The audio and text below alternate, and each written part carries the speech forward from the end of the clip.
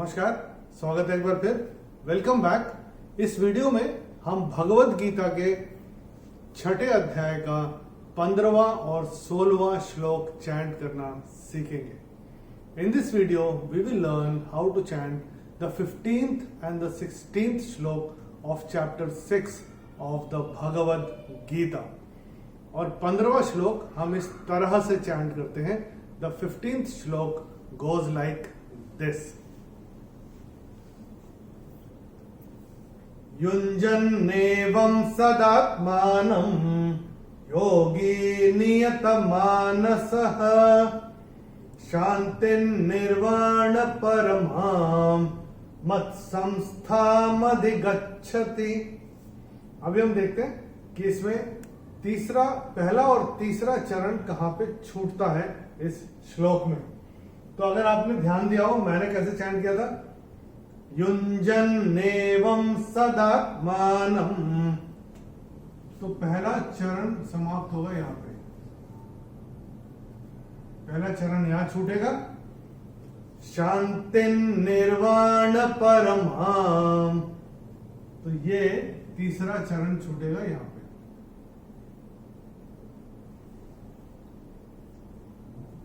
अभी देखते हैं श्लोक में कौन कौन से नियम लागू होते हैं। The rules that apply on this श्लोक, लेट्स हैव अ लुक।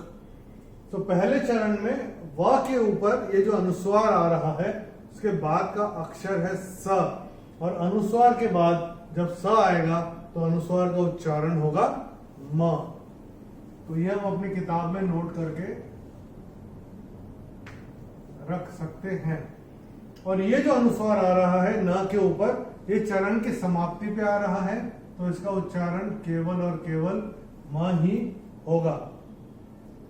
दूसरे चरण की समाप्ति पे जो विसर्ग आ रहा है, तो विसर्ग चरण की समाप्ति पे है, इसलिए उसका उच्चारण केवल और केवल ह ही होगा।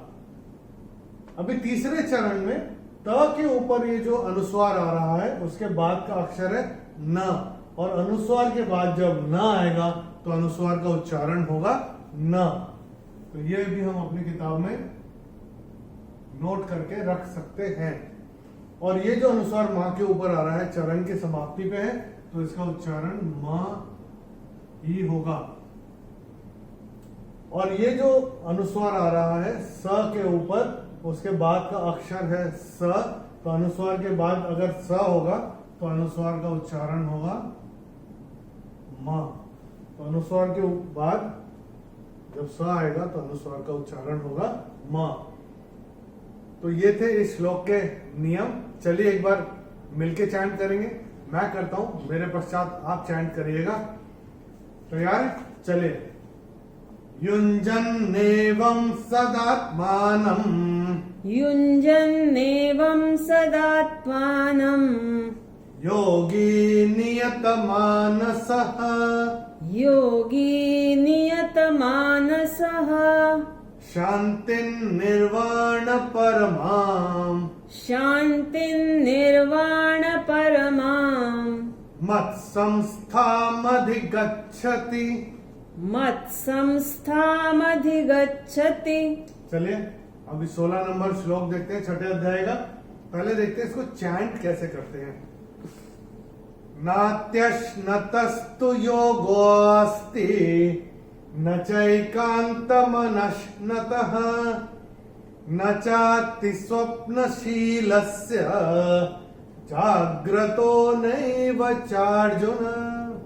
अभी देखते हैं पहला और तीसरा चरण इसमें कहां पे छूटते हैं।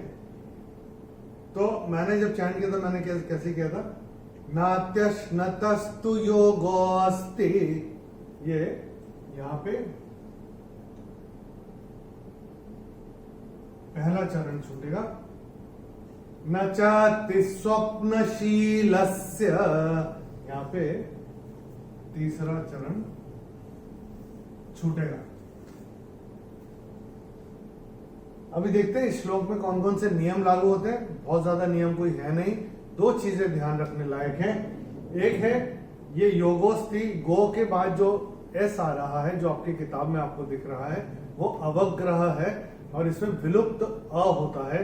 तो योगों में गो को थोड़ा सा खींच के बोलेंगे जिससे वो अ निकल के आए।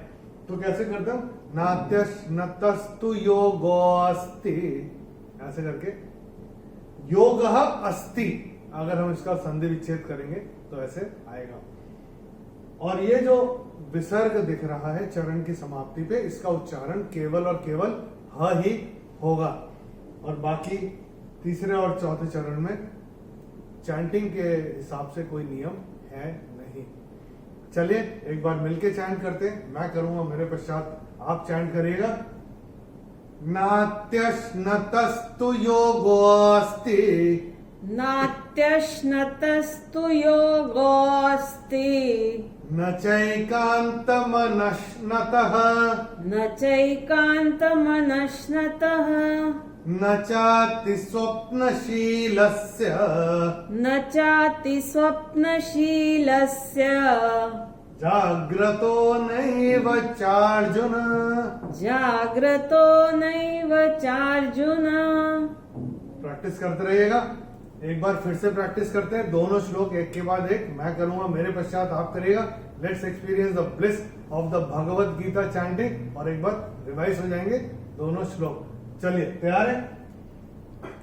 युञ्जन्नेवं सदात्मानं, युञ्जन्नेवं सदात्मानं, योगी नियतमानसः, योगी नियतमानसः, शान्तिर्निर्वाण परमां, शान्तिर्निर्वाणपरमाम्, मत्संस्थामधिगच्छति, मत्संस्थामधिगच्छति, नात्यश्नतस्तु योगोऽस्ति, नात्यश्नतस्तु योगोऽस्ति, न चैकान्तमनश्नतः, न चैकान्तमनश्नतः, न चाति स्वप्नशीलस्य, न चाति स्वप्नशीलस्य, जाग्रतो नैव चार्जुन।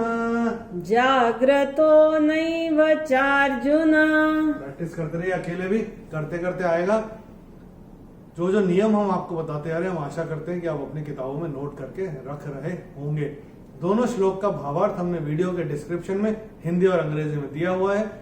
जिस भाषा में आप कंफर्टेबल हो, रेफर करना चाहें तो आप रेफर कर सकते हैं। अगले वीडियो में हम भगवत गीता के 6ठे अध्याय का 17वां और 18वां श्लोक लेकर आएंगे। In the next video we will learn how to chant the 17th and the 18th श्लोक of chapter 6 of the Bhagavad Gita.